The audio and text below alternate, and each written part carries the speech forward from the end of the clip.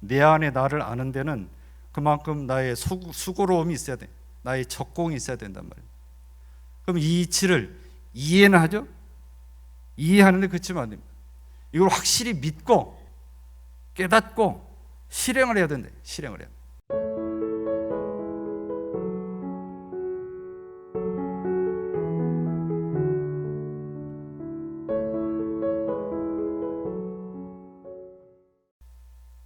오늘은 이론상 서원문 중에서 1원은 법신불은 재불조사 범부 중생의 성품이다에 대해서 말씀을 드리겠습니다.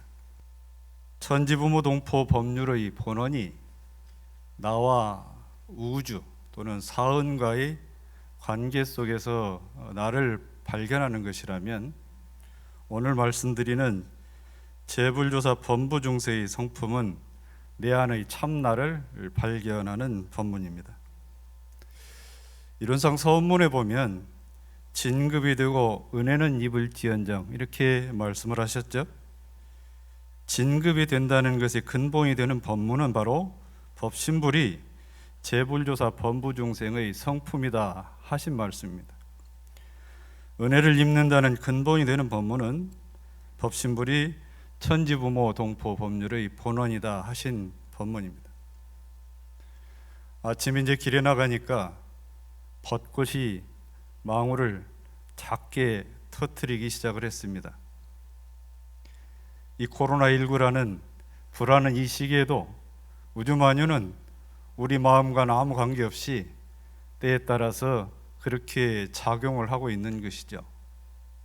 그렇게 나는 우주만유 관계를 알 수가 있는데, 그런데 내가 내 안에 나를 찾는 것은 내가 스스로 공을 들여야 하는 노력이 필요합니다.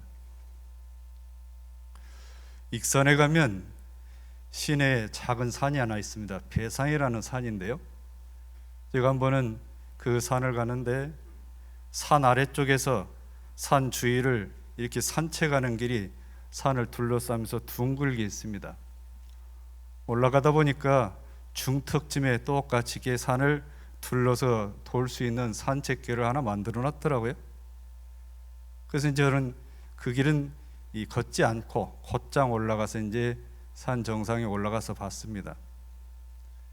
그걸 보니 사방이 트였는데, 지난주에 제가 법문을 받들다가 대산종사께서 부산에 가셨던 이 일을 볼 수 있었습니다. 부산에 행가를 하시니까 부산진교당 교무가 대산종사를 모시고 해운대 산에 올라갔던가 봅니다. 산 중턱쯤 이르러서 대산종사께서 부산진교당 교무에게 바다를 한번 봐라 그랬더니 밑에서 보는 것보다 훨씬 잘 보입니다 그랬어요. 숨을 고르시고 나서 이제 정상까지 한번 가보자. 곧장 이제 정상까지 가셔서 다시 한번 바다를 봐라. 그러니까 부산교당 교무가 사방이 툭 트여서 걸림없이 다 보입니다. 그래요. 다 보입니다. 대산종사께서 산 정상은 열애와 같은 것이다. 열애는 곧 산 정상과 같은 것이다. 산 밑에서 바다를 보는 그 사람이나 산 중턱에서 바다를 보는 그 사람이나 산 정상에 올라가서 바다를 보는 그 사람이나 똑같은 사람입니다. 같은 사람인데 어디서 보느냐에 따라 지금 보이는 정도가 다르다 그 말씀입니다. 우리가 눈앞에 있는 진리를 보는데요, 눈앞에 있는 똑같은 진리를 다 보고 있습니다. 이 중생이 보는 그 진리하고 깨달은 부처가 보는 진리하고는 확연히 다르죠? 그렇습니다. 같은 바다를 보는데도 그렇고 진리를 깨닫는 정도도 역시 그렇다 그 말입니다.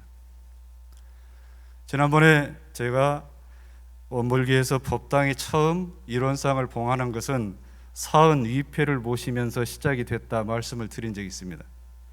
총부에 대각전을 건축을 하고 목판에다가 신불하고 그 아래 이론상을 새기고 그 아래 사은지 본원 열애지 불성 새긴 그 목판을 총부 대각전에 모신 것이 처음으로 이론상을 봉헌한 기원이 됐다 말씀드렸죠.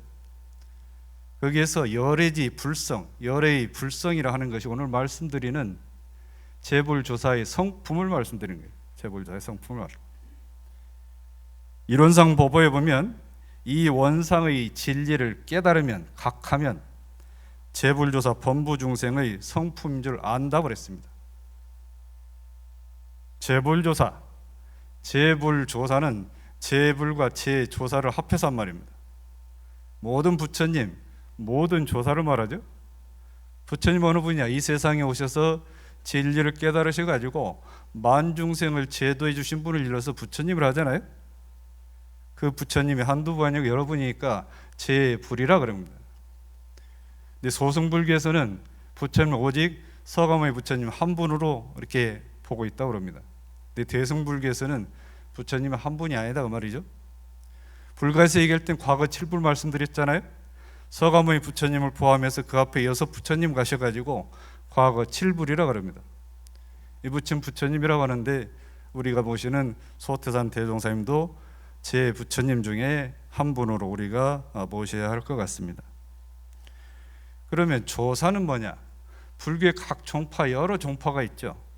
그 부처님의 법을 받아서 후래 대중에게 법통을 이어서 전해준 부처님, 그분도 역시 깨쳤거든요. 조사도 깨쳤죠.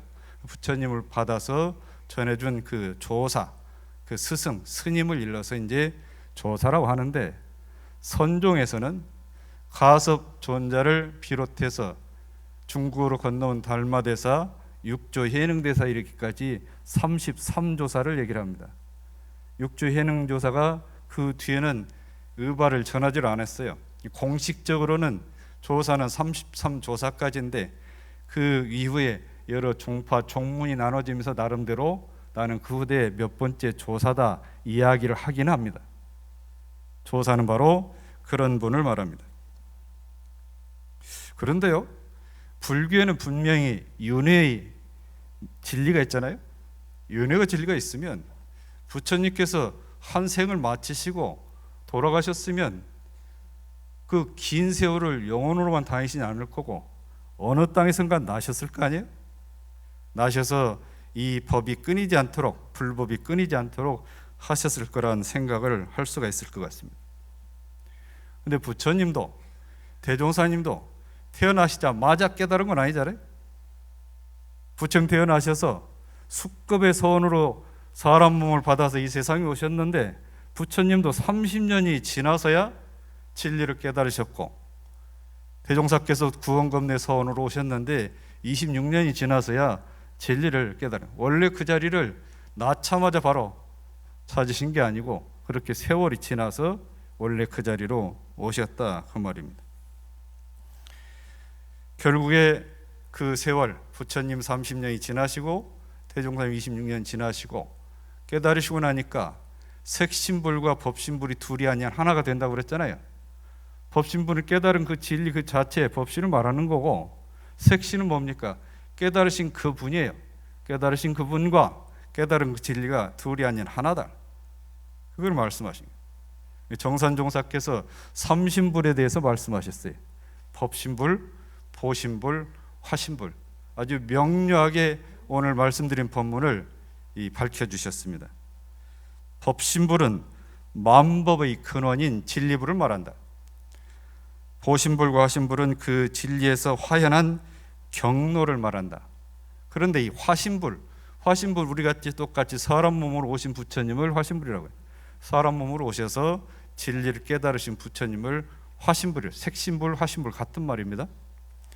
그런데 그 화신불 가운데도 진리가 그대로 드러난, 그대로 화현한 정화신불이 있고, 진리를 그대로 받지 못한 편화신불이 있다. 여기서 편자는 기울 편자입니다. 정은 온전하게 깨달으신 거고, 기울 편이라면 뭡니까? 약간 밝아지만 아는 듯 하다가 대체로 어두워지면 또 모르는 그런 걸 더 편화신불이라는 거예요. 정화신불은 재불, 재성을 말하고, 편화신불은 일체 중생을 말한다 그랬습니다. 비록 지금은 중생이지만 불성만은 다 같이 갈마 있으므로 편화신불이라 한다. 그러므로 우리 마음이 청정하고 바른 때에는 내가 정화신불이고 삿되고 어두울 때는 편화신불임을 알아야 한다. 이렇게 원리편 법문에서 말씀을 해주셨습니다. 불가에서 법이 높은 스님이 오면 하는 말이 부처님 후신이다 이런 말을 하기도 합니다. 일자무식으로 태어나서 부모님을 봉양하기, 어머니를 봉양하기 위해서 산에서 장작을 패다가 장에 가서 나무를 팔아서 어머니를 봉양하던 육조해능대사가 장에 가서 금강경 한교를 듣고 발심이 나가지고 결국엔 불문에 들어와서 33조사 중국 선종 6조이면서 부처님 선종을 이어받은 33조사가 됐잖아요. 근데 이 6조 해능대사를 불가에서 부처님 후신이라 말하시는 분도 있습니다. 티베트 불교에서는 덕망 높은 승려가 열반하면 보살의 화연이라고 그러거든요. 그 고승이 이제 죽음에 임하면 내가 어느 지역쯤에서 태어날 것이라고 이제 언지를 주고 가십니다. 돌아가시고 나서 10개월이 지나면 이 제자들이 그 고승께서 스님께서 오시겠다고 한 그 지역에 가서 49일 동안 그를 찾습니다. 그 사이에 그 지방에서 태어난 아이를 중에서 스님의 후신이 되는 아기를 찾습니다. 그 아이를 이제 모셔와서 혹독한 훈련 과정을 통해서 다시 림포체로 모시죠. 그 림포체를 우리말로 활불이라고 합니다. 살아있는 부처, 활불. 우리가 알고 있는 달라이라마도 그런 과정을 거치셔서 지금 옹립됐다고 우리가 알고 있습니다. 자, 조사는 좀 전에 말씀드렸던 분들을 이제 조사라고 말씀할 수 있는데 결국에는 부처님 열애나 조사나 진리를 깨달은 분입니다. 자, 그런데 범부 중생은 많고 부처님 조사는 적잖아요. 적어요. 그런데 이렇게 적은데 부처님의 경지로 보살에 갈 경지로 가는 분은 정해져 있는가? 좁은 무인가? 이게 의문이 들잖아요. 의문이 들죠. 물론 수급의 원을 세워서 왔으니까 그 종자를 갈마 있게 나오셨겠죠. 그런데 대종사께서 이 부처의 경지에 이르는 데는 유무식, 남녀노소, 선악, 귀천을 막론하고 누구나 다 그 경지에 이를 수 있다 그렇게 말씀을 하셨습니다. 결국은 이 법신불은 누구에게나 내재되어 있기 때문에 재불조사의 성품만 말한 게 아니고 일체 중생의 성품을 같이 잇대서 말씀을 하신 거다 말이죠. 저는 이따금 대종사께서 제자들을 데리고 이 회상을 건설하실 때, 이루실 때 그 과정을 보면 참 얼마나 고초가 크셨을까 하는 생각을 해보게 됩니다. 당시 제자들은 물론 남녀 연령 차이도 다르지만 배운 정도도 다르고 사는 살림 정도도 다르고 신분도 다 다르고 그랬거든요. 심지어 안도산 선생이 총부에 방문하니까 도경찰국에서 총부 안에다가 요즘 말하는 파출소 그 주재소를 설치라고 일본 경찰, 조선 사람 한 사람, 일본 사람 한 사람, 일본 경찰 둘이 있으면서 총부 대중들의 일거수일투족을 감시하고 대종사님 언행을 기록을 해가지고 경찰에 보고를 하는 그런 경지까지, 그런 사람들까지도 안고 이 회상을 건설하셨다 그 말이죠. 대종사께서 나라를 빼앗긴 그 시절에 이 많은 중생들을 이 법으로 가르쳐서 이 장차 세계의 정신의 지도를 이룰 이 회상을 이루려고 했을 때는 얼마나 고초가 크셨을까 그런 생각을 하게 되죠. 그런데 그렇게 많은 차이가 있고 갖춘 조건들이 다 다른데도 불구하고 대종사께서 그 과정을 흔연스럽게 지내오셨던 것은 열애의 위력으로 지내오셨던 것은 근본 믿음이 뭐겠습니까? 바로 이 사람들에게도 부처님이 될 마음이 있다라고 하는 것이 그런 거잖아요. 대종사 열애의 눈으로 보셨을 때 이 사람들 본래 부처의 마음을 다 갈망했다는 믿음이 있기 때문에 그런 어려운 국가적인 환경이나 총부 어려운 형편이나 이 사람들이 갖고 있는 조건에 차별을 하지 않고 그렇게 다 수용을 하시면서 그렇게 지내오셨다 그 말씀입니다. 그래서 오늘 저는 대종사께서 계셨던 그 시절에 제자들이 있었던 이야기를 몇 가지 들려드릴까 합니다. 전희창 교모가 학원생 시절에 10대 시절입니다. 영산 학원생이었거든요. 총부에서 교리 강연대회가 있었는데 영산학원 대표로 전희창 학생이 이제 출전을 하게 됐어요. 차례가 돼서 이제 강연을 하는데 세상에서 인간 대사가 결혼해서 가정을 이루고 사는 것인 줄만 알았는데 그보다 더 큰 생사 대사가 있다는 진리를 가르쳐 주신 소태산 대종사님 은혜가 한량이 없습니다. 이렇게 하니까 만자 중에서 이제 박수를 치는 거예요. 대종사님도 박수를 치시고 연단에 내려서 대종사님 큰 절을 내리니까 대종사께서 너무 기뻐하시면서 남다른 감회가 있으셨습니다. 그래서 전희창 강연에 대해서 평을 합니다. 뭐라고 말씀하시냐? 내가 처음 영산에서 나를 아는 제자들 또는 나보다 나이가 많은 제자들을 데리고 회상을 창립을 할 때 스승인 내 앞에서도 발을 괴고 앉거나 담배를 피우는 사람들이 있었는데 내가 저 사람들을 어떻게 해야 내 법으로 잘 전달을 시킬까? 저 사람도 언제나 제자다운 제자를 만들 것이냐고 걱정이 많으셨대요. 그런데 오늘 저 어린 아이 입에서 생사대사 원리를 내가 듣게 되니까 감회가 너무 새롭다. 전희창에게 특등을 줘야 되겠다 그래. 특등을 줘야 되겠다. 그날 저녁에 대종사께서 전희창 특등을 주시고 나서 이놈이 교만에 빠질까 싶어서 하신 말씀이 있대요. 꼴이 날까 싶다. 꼴이 날까 싶다. 그랬대요. 삼산 김기천 교무는 지혜가 깊고 또 지혜가 밝아서 연구력이 아주 뛰어났다고 그럽니다. 그런데 다른 사람 시비를 말하는 법이 없고 늘 책을 가까이 하고 선을 하는 것을 좋아했어요.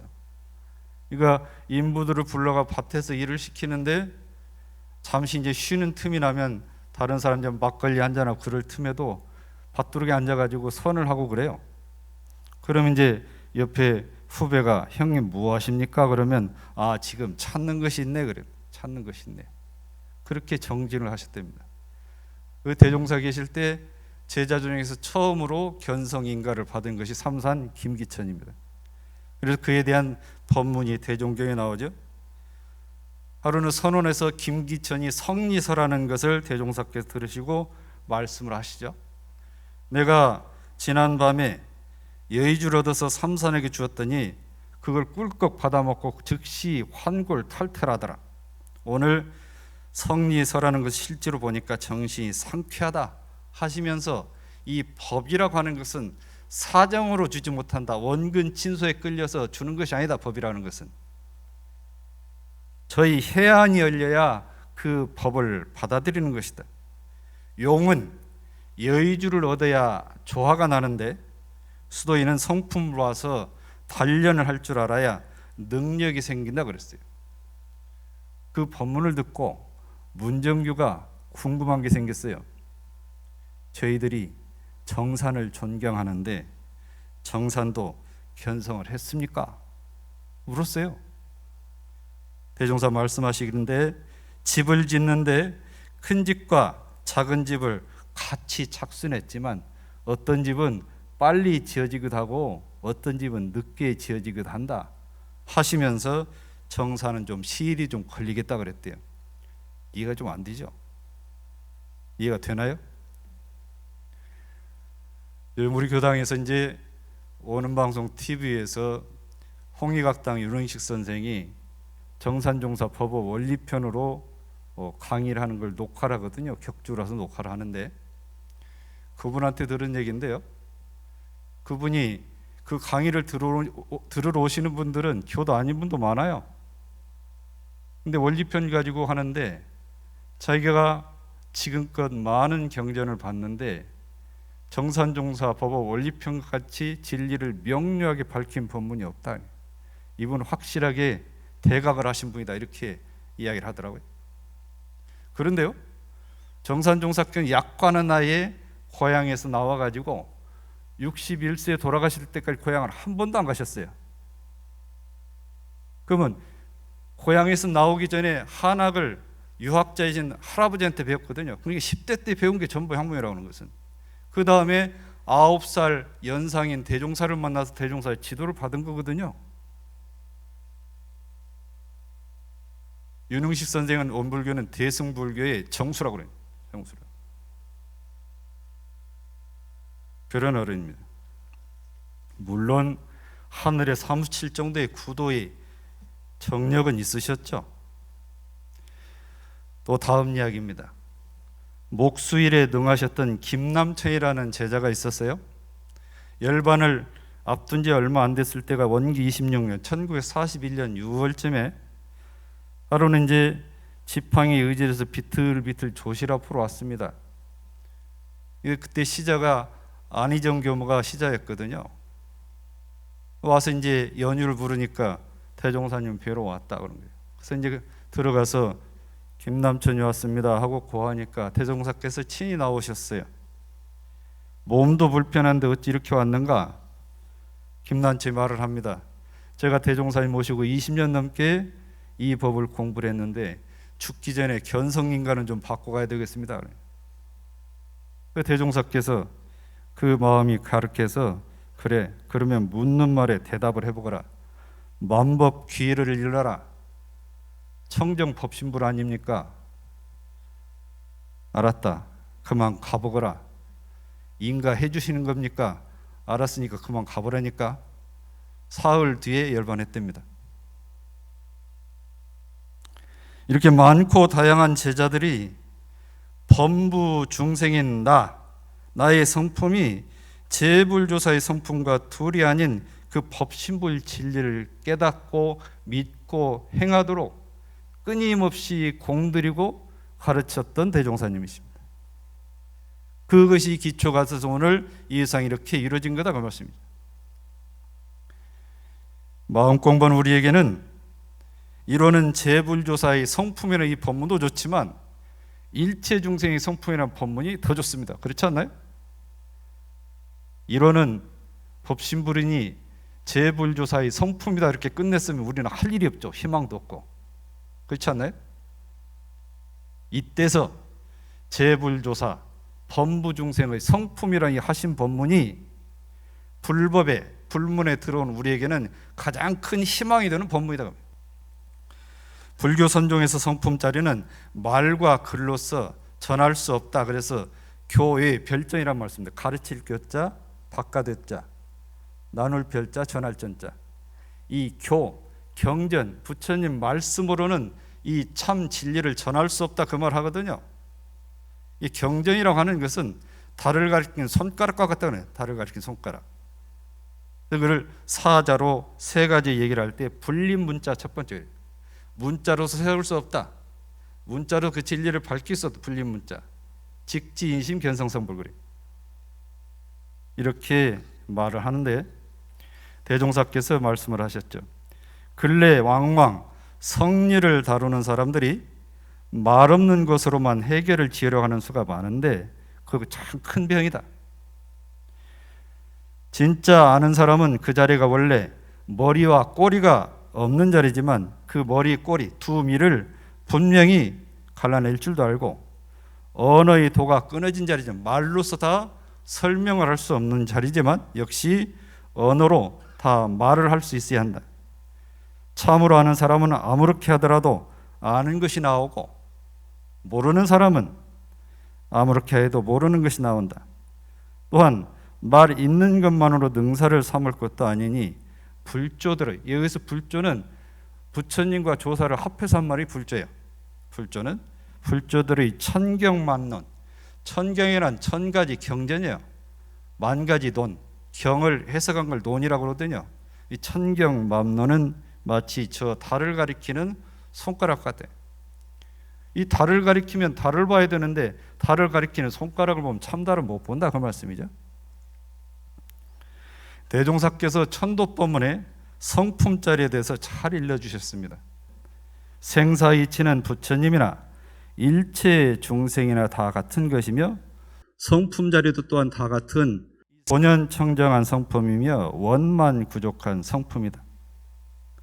이 생멸이 없는 불생불멸한 성품이라고 하는 것은 본연청정, 불구부정한 거예요. 반야신경이 불구부정 거잖아요. 본연청정한 것이다. 그 다음에 원만구족한 것이다. 부증불감 그러죠. 부증불감. 그렇게다. 그 진리를 말한 겁니다.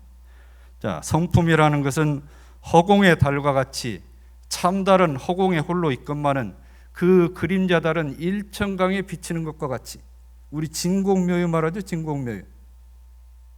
자, 참달은 저기 떠 있어요. 떠 있는데 일천강에 그 달이 비칩니다. 이게 묘유예요. 묘유. 그러면 우리 눈에 보이는 물이나 거울인 달이 보이죠? 그럼 맨 땅에는 거울이 없나요? 맨 땅에는 달이 없어요? 우리 눈에 보이니까 물 위에 거울 위에만 그 그림자 달이 비치는데 맨 땅에는 달이 없냐고요? 있는데 못 보는 거지. 있는데 비치는데 눈에 안 보이니까 없다 그런 거잖아요.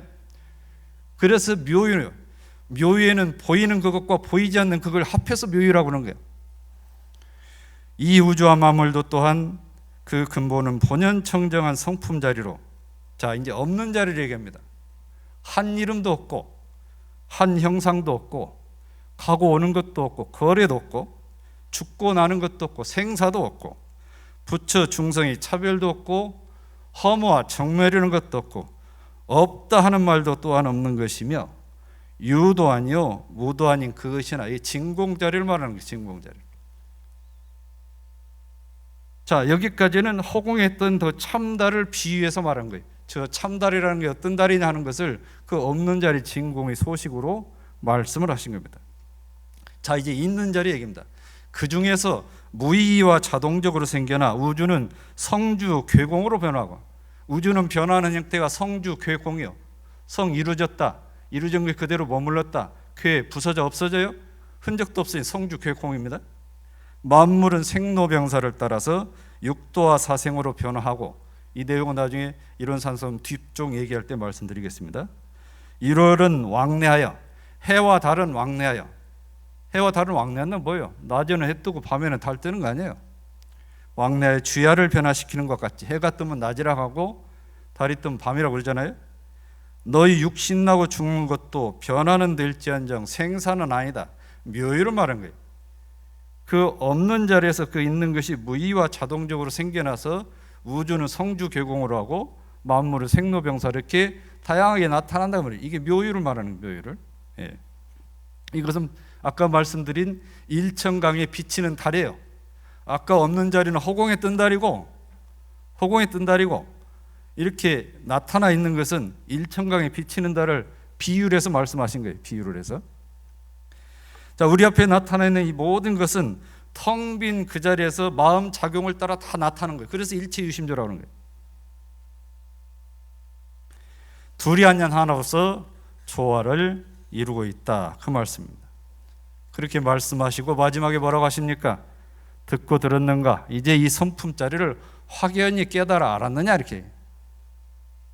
결국은 재불조사와 둘이 아닌 나의 성품자리를 알면 나는 정화신불이 되고, 그 자리를 뭐든 뭐라고 그랬어요? 편화신불이다. 편화신불. 똑같은 화신불인데 정화신불과 편화신불 차이는 뭡니까? 편화신불 아까 산 아래하고 산 중턱까지는 편화신불이고, 산 정상에 올라가서 일체 걸림없이 보는 것은 정화신불. 이렇게 하시면 되는 거예요. 그래서 정화신불을 표준 잡고 살아가는 것이 이론상 서문에 나온 진급하는 길이에요. 진급하는 길. 이 자리를 알아가는 가장 빠른 수행은 바로 선입니다. 선을 하셔야 이 자리를 빨리 알아가는데, 대종사께서 계실 때 여름 겨울에 선을 놨거든. 3개월씩 동화선을 놨는데 좌선 시간에 소리 없이 조실에서 계시다가 대각전에 대중들이 선하는 모습을 뒤에서 조용히 와서 보시고 가셨답니다. 누가 왔는가 안 왔는가 다 알죠? 다 안단 말입니다. 그렇게 선을 중시했죠. 무시선법에 말씀을 하셨죠. 예로부터 큰 도의 뜻을 둔 사람으로서 선을 닦지 아니한 사람이 없다 그랬습니다. 전구일이라는 제자가 있었어요. 총부에 종치는 일을 맡았거든요. 어느 날 시계를 잘못 봐고 새벽 1시에 종을 쳤어요. 대중들은 시계가 없으니까 종소리만 듣고 대각전으로 온 거예요. 대각전 시계를 보니 1시가 이제 막 지났어요. 이 사람도 이제 여기서 토론을 하는 거예요. 이걸 여기서 좌선을 할 거냐, 들어가서 잤다가 다시 나올 거냐 토론하는 거예요. 이제 1시니까 1시이긴 하지만 그냥 나온 거 하자. 한쪽에서는 우리가 다시 가서 자고 5시 종치면 다시 나오자. 논박을 하다가 결론은 어떻게 지었냐. 기왕 나왔으니 선을 하는데 선하고 들어가 자는데 5시 종은 치지 말자. 이 결론을 지었어요. 5시 종소리가 안 나니까 대종사께서 그 연유를 듣고는 호통을 치신 거예요. 한 사람이 실수로 1시에 종을 쳤다기로 서니 그걸 다시 가가지고 5시 종 안 치고 그냥 자? 그로 너희들이 성부를 하려고 온 놈들이냐? 야단을 치신 거예요. 성부를 하려면 수염에 불 붙은 거 불 끄듯이 부지런히 해야 된다 그러니. 수염에 불 붙으면 가만히 있나요? 화상 입는데 얼른 끄지 말아도 끄잖아요. 그렇게 정진해야 성부를 하는데 그런 마음으로 어떻게 성부를 하라고 그러냐. 앞으로는 다시는 그런 일 하지 마라 이렇게 혼을 냈대요. 수도인은 한 끼 밥을 굶는 한이 있어도 좀 피곤하다고 해서 하루라도 좌선을 걸러서는 안 된다. 이 도량에 와서 규칙 안 지키고 좌선하지 않는 사람은 공중사 잘못하는 것보다 더 큰 죄를 짓는 것이나 같다 그랬어요. 앞으로는 절대 그래서는 안 된다. 이렇게 야단을 하시고 훈계를 하셨다 하십니다. 대종사께서 일화는 법신불은 재불조사의 성품이라고만 하지 않으시고 재불조사, 범부, 중생의 성품이라고 했습니다. 이 진리는 제가 서두에 말씀드렸듯이 내 안에 나를 아는 데는 그만큼 나의 수고로움이 있어야 돼. 나의 적공이 있어야 된단 말이에요. 그럼 이 이치를 이해는 하죠? 이해하는데 그치면 안 됩니다. 이걸 확실히 믿고 깨닫고 실행을 해야 된대. 실행을 해야 돼. 그래야 이 법문의 참 가치가 드러나는 거죠. 우리가 들어 알고 있는 천상천하 유아독전은 바로 이 가르침을 말하는 겁니다. 천상천하 유아독전은 이론은 법신불은 재불조사, 범부중생의 성품요를 말씀하신 겁니다. 이 길을 알아가는데 쉼 없이 새벽 1시에 종을 쳤으면 5시까지 앉아서 선을 하는 그런 정신은 자세로 적공을 해야 이 진리를 알아볼 수 있다 하신 대종사님 경책을 다시 한번 우리 마음에 일깨우면서 이 자리를 기필코 알아서 진급하는 길로 나아가시기를 축원합니다. 감사합니다.